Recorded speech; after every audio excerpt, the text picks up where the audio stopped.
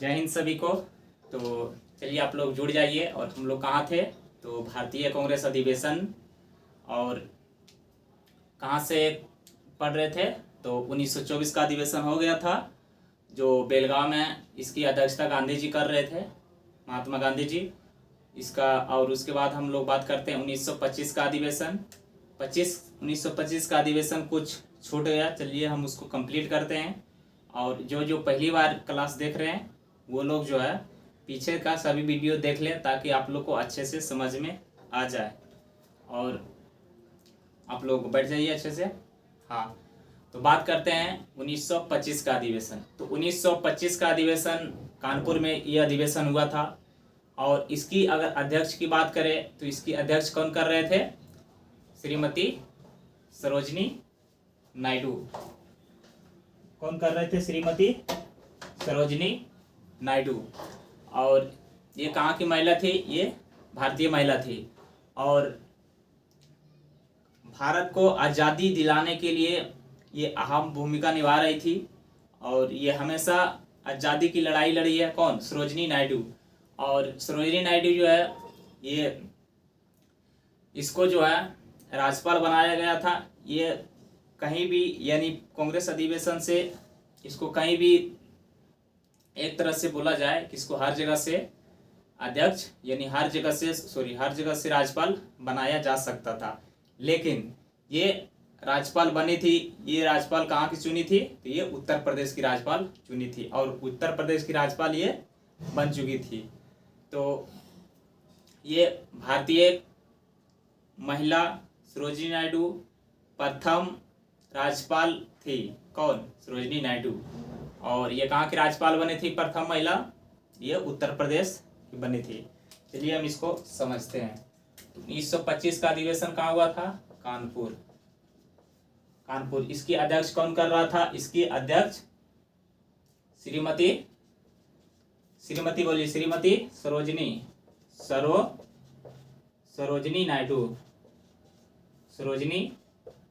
नायडू।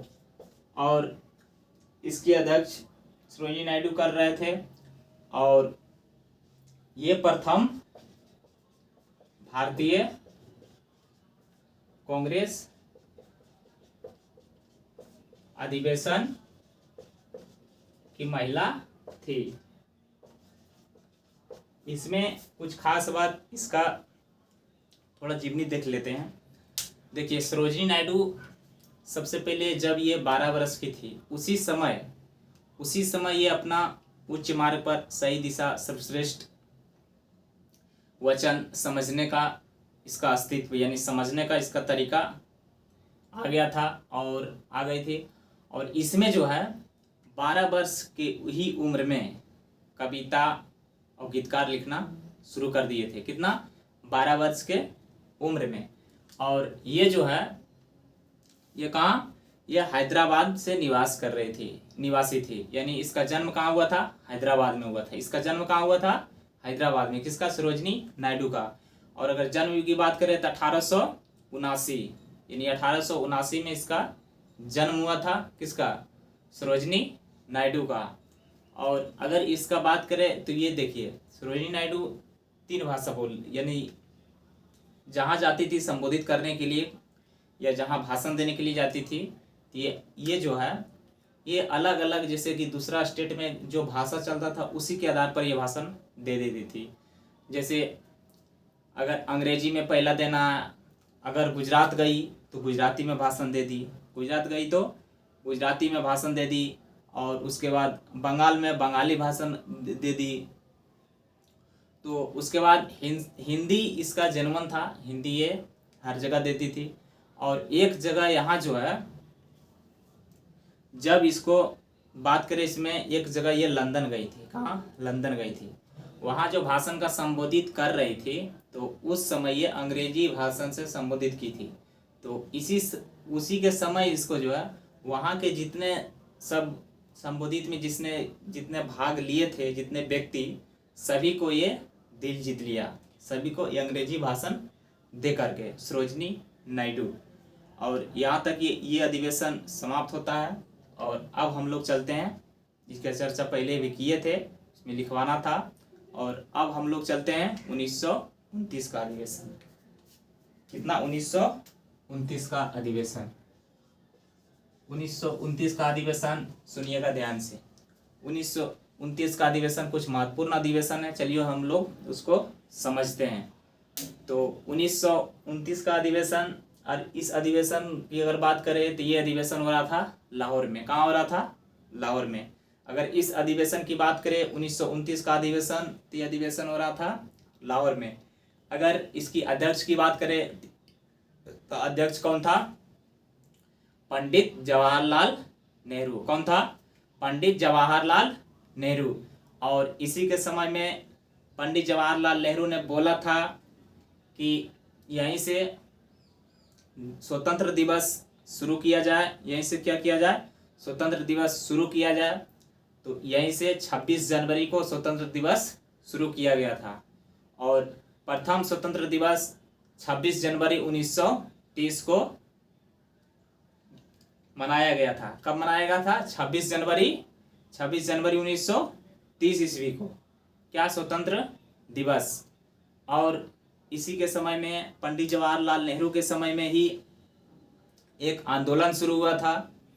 उस आंदोलन की अगर बात करें तो वो आंदोलन क्या था? वो था सविनय अवज्ञा आंदोलन। क्या था? सविनय अवज्ञा आंदोलन। इसको ध्यान से पहले समझिए। पंडित जवाहरलाल नेहरू के समय में ही आंदोलन शुरू हुआ था। उस आंदोलन का नाम है सवज्ञा आंदोलन। क्या नाम है? सविनय अवज्ञा आंदोलन। सविनय अवज्ञा आंदोलन शुरू हुआ था। और ये जो है सविनय अवज्ञा आंदोलन का जो है पूरा रूप से प्रस्ताव पारित किया गया था। किसके समय में? किसके नेतृत्व में? तो पंडित जवाहरलाल नेहरू। किसके नेतृत्व में? पंडित जवाहरलाल नेहरू। चलिए हम इसको समझते हैं। 1929 का अधिवेशन, अगर 1929 का अधिवेशन की बात करें तो ये कहाँ हो रहा था? लाहौर में हो रहा था। कहाँ हो रहा था? ये लाहौर में हो रहा था। लाहौर में हो रहा था। इसकी अध्यक्ष कौन कर रहा था? पंडित लाल नेहरू। कौन कर रहा था? पंडित लाल नेहरू। और इसी के समय में स्वतंत्रता दिवस 26 जनवरी 1930 को मनाया था। कब मनाया था? 26 जनवरी 1930 ईस्वी को मनाया गया था। इसी के समय में एक आंदोलन चला था। उस आंदोलन का नाम है सविनय अवज्ञा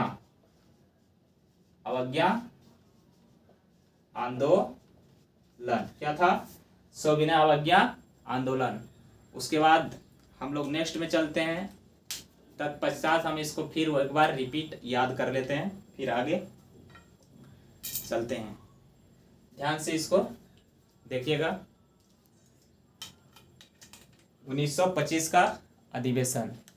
1925 का अधिवेशन की बात करें तो 1925 का अधिवेशन कहाँ हुआ था?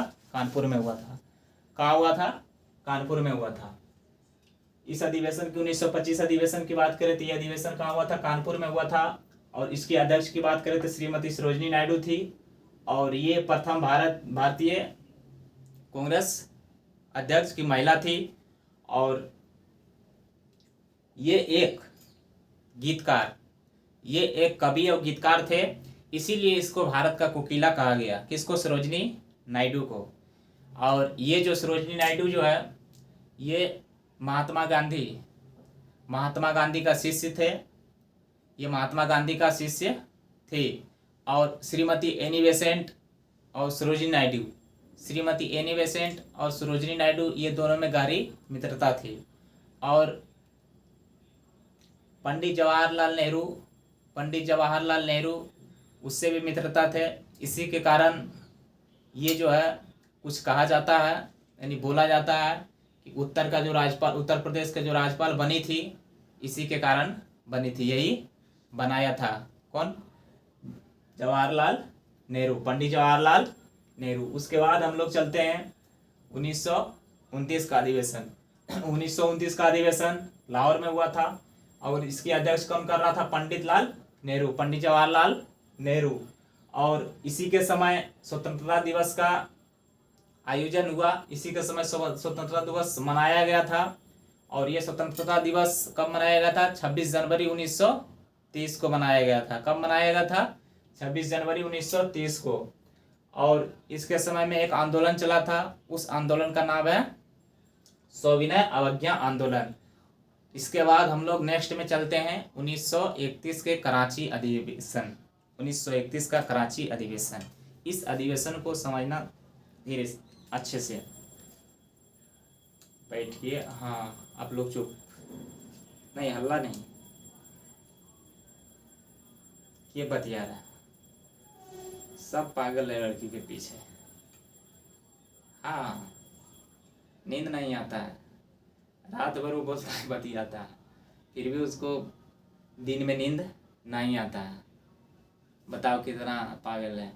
अब बताते हैं 1931 का अधिवेशन। तो ये अधिवेशन हो रहा था कराची में। इस अधिवेशन, इसमें भी कुछ महत्वपूर्ण अधिवेशन है। देखिए, कराची का जो अधिवेशन हो रहा था, उस अधिवेशन की अध्यक्ष कौन कर रहा था? सरदार पटेल कर रहा था, सरदार पटेल भाई कर रहा था।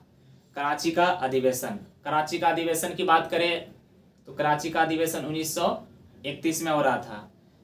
कब हो रहा था? 1931 का अधिवेशन, 1931 का कांग्रेस अधिवेशन कराची में हो रहा था। इसकी अध्यक्ष कर रहा था कौन? इसकी अध्यक्ष की बात करें तो इसकी अध्यक्ष कर रहा था सरदार पटेल भाई ने। और इसी अध्यक्ष के समय में गांधी जी जब पंजाब से होकर, कहाँ से? पंजाब से होकर जब कराची जा रहे थे, कहाँ जा रहे थे? कराची जा रहे थे, तब उसे पंजाब के लोगों ने काला झंडा दिखाकर क्या किया? काला झंडा उसको दिखाया। किसको? महात्मा गांधी को। काला झंडा क्यों दिखाया गया था? काला झंडा इसलिए दिखाया गया था कि 23 मार्च को जो फांसी पड़ा था भगत सिंह को, तो वहाँ के जनता, वहाँ के पब्लिक बोल रहे थे कि ये इसको नहीं बचाया, अगर बचाता तो बच जाता, तो इसीलिए उसको काला झंडा दिखाया गया। किसको? महात्मा गांधी को। और कराची क्यों जा रहे थे? तो ये अधिवेशन में भाग लेने के लिए जा रहे थे। कौन? महात्मा गांधी। और महात्मा गांधी की अगर बात करें तो महात्मा गांधी द्वितीय गोलमेज, क्या? द्वितीय गोलमेज, महात्मा गांधी द्वितीय गोलमेज सम्मेलन में भाग लेने के लिए कहाँ गए थे? इंग्लैंड गए थे। कहाँ गए थे? इंग्लैंड गए थे। और इसी के समय में ये अधिवेशन, कराची का अधिवेशन समाप्त होता है। उसके बाद हम लोग चलते हैं 1934 का बम्बई अधिवेशन। और उसके 1934 का बम्बई अधिवेशन जाने से पहले बोर्ड पर देख लेते हैं 1931 का अधिवेशन, कराची अधिवेशन एक बार और ध्यान से देखिए। 1931 का अधिवेशन, इसी के समय में देखिए इसका अध्यक्ष कर रहा था कौन? सरदार पटेल भाई ने। कौन कर रहा था? सरदार पटेल भाई ने। और यह अधिवेशन के समय में अंग्रेज से, किससे? अंग्रेज से मौलिक अधिकार की मांग किया था। किसका मांग किया था? मौलिक अधिकार की मांग किया था। और इसी अधिवेशन में महात्मा गांधी भाग लेने के लिए कराची जा रहे थे, तब उसे काला झंडा दिखाया था पंजाब के लोगों ने। और इस अधिवेशन को हम समाप्त करते हैं। उसके बाद फिर चलते हैं 1924 का बम्बई अधिवेशन। और 1924 का बम्बई अधिवेशन का क्लास कल होगा। और 1931 का जो अधिवेशन है कराची वाला, इसको कल लिखाया जाएगा। तो आज के इतना ही क्लास, फिर आप लोग के साथ नेक्स्ट में मिलते हैं इसी टाइम में। तब तक के लिए सभी को जय हिंद।